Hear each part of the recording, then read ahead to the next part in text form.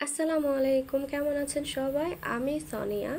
আজকে আমার শখের রান্নাঘর থেকে আমি আপনাদের দেখাবো ধুন্দুল দিয়ে চিংড়ি মাছের তরকারি।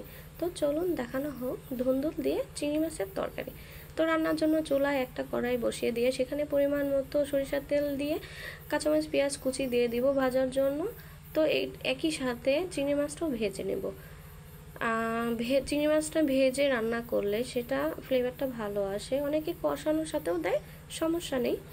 যাই হোক, এগুলো ভেজে নিতে নিতে সাথে এক এক করে মশলাগুলো দিয়ে দেব।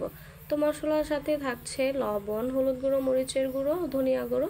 সরি, আমি ধনিয়ার গুঁড়ো দিয়ে দিয়েছিলাম, তো সেটা ভুলবশত স্কিপ হয়ে গেছে। আপনারা অবশ্যই ধনিয়ার গুঁড়ো পরিমাণ মতো দিয়ে দেবেন।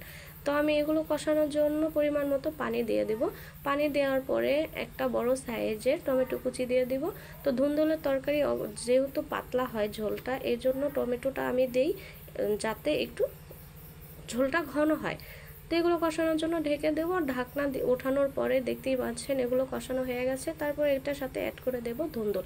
আপনারা ধুন্দুল বাজার থেকে আনার সময় অবশ্যই কুচি দেখে আনবেন। তো এগুলো কষানোর জন্য আমি ঢেকে দেব। ঢাকনাটা ওঠানোর পরে এই তো দেখতেই পাচ্ছেন ধুন্দুল থেকে পানি ছেড়ে দিয়েছে।